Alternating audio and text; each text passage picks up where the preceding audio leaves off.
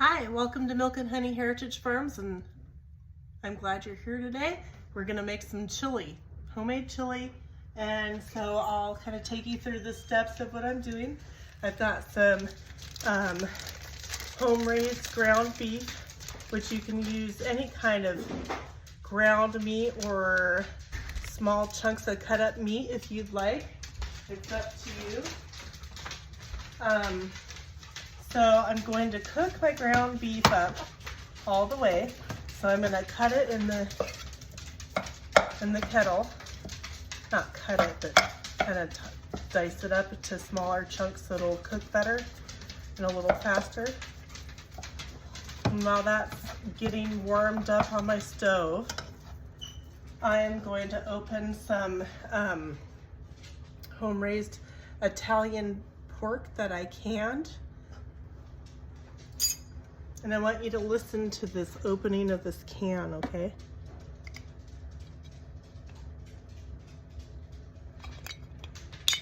If I can get it. Hold on. Did you hear that?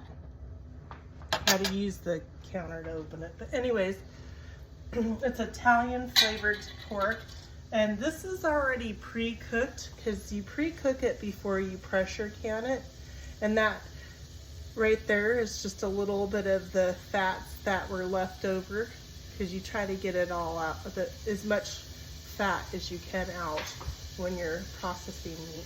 Anyways, I'm gonna wait until I cook my ground beef all the way before I add the cooked Italian pork. And I'm going to add some garlic into my ground pork while it's cooking so I can get some of the garlic flavoring into the meat.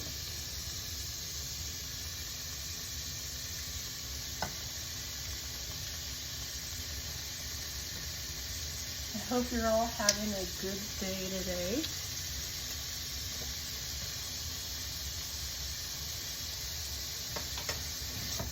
And I'm going to kind of stir that around and mix that up so that way there's not all of it in one area. It's really pretty simple. I'm sure most people know how to cook some ground beef, but just in case. If you would like to, so I have some onions that are growing outside and I cut some of the stems off of them, which is right here I'm going to add, and some, I don't have white onion currently, so I'm going to use some purple. I'm going to add that because I want to also get that cooking with the ground beef that's cooking.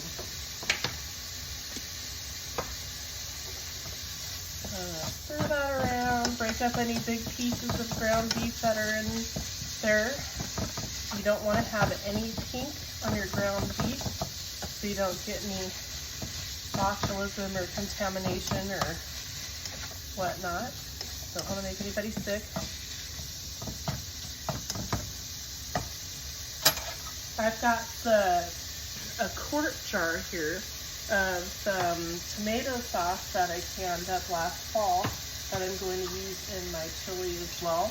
I'm going to set that aside and wait, and it's all ready to go. You can do all kinds of different things in your chili. You can add no onions. You can add any color of onions that you want. You can use slices of steak, chicken, or whatever type of meat that you like. You can use a wide variety of different meats in your chili.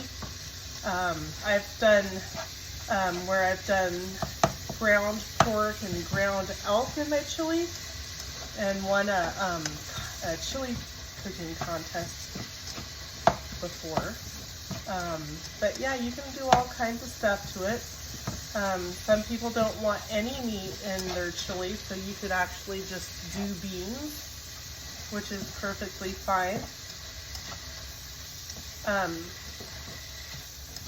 Getting there, we're getting close.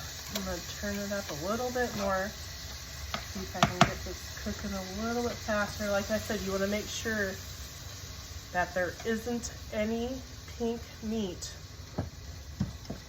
if you're using meat. You want it cooked well, pre-cooked. And you just kind of do that, let it rest, let it sit so it can cook and get warm. Don't stir it too much, so that way it gives it a chance to cook up.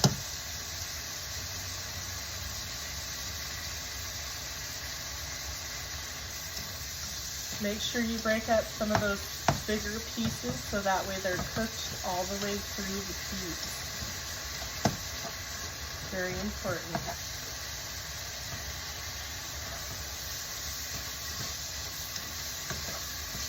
Perfect. I'm going to turn it down now. It looks like I have no more pink meat in there. You can see that under all that steam. Okay. So once I've got my ground beef or ground whatever meat you choose to put in there, if you do, I'm going to put my Italian ground pork, which is already cooked. It just needs to be warmed up. I'm going to put that in next. I waited because, like I said, it was already cooked, and I just need to warm it up. So I wanted to get the raw stuff cooked first. I'm going to break it up and mix that in. Make sure there's no big clumps so that way you can evenly distribute all the goodness.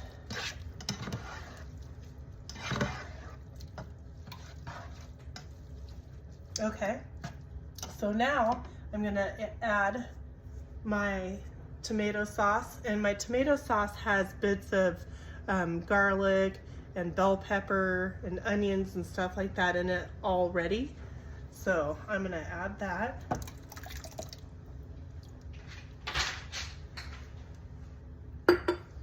Give that a nice stir.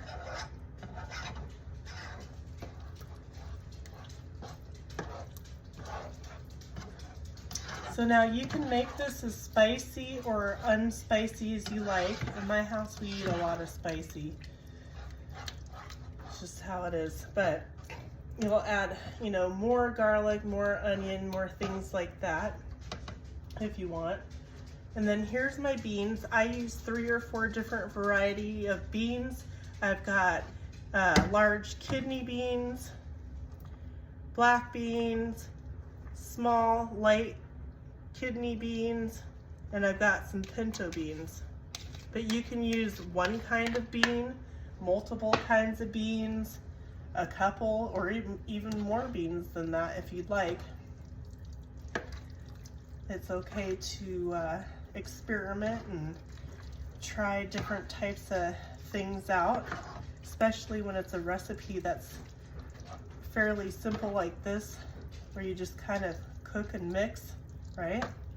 Okay, so now for the seasoning, you can either add some taco seasoning to it if you'd like, or some chili seasoning. I'm gonna add some chili seasoning. I'm gonna go ahead and sprinkle that in. And when you add seasonings, you wanna definitely make sure that you mix it up really well, getting all the sides, edges, and scraping the bottom and turning it over. You want a good mix. You can put red hot pepper flakes. You can crush them up and make them finer. You can put some jalapenos in here, or you can just have it like this. And that is it. I'm done. So now all I'm gonna do is I'm going to set the lid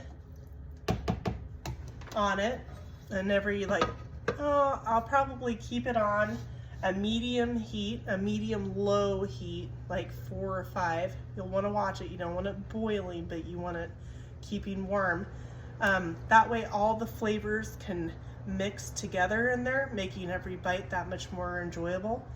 I'm gonna let it sit for 20 minutes, just like this, but I'm gonna come back and stir it in about 10 minutes, just to stir all of it together and make it yummy. So while that's doing, you can prepare some cornbread, and then you'll put it in a bowl and maybe sprinkle some cheese on it, whatever you like. I hope this was helpful. Thank you so much. Have a great day, and don't forget to hit that thumbs up and subscribe. Look forward to seeing you next time.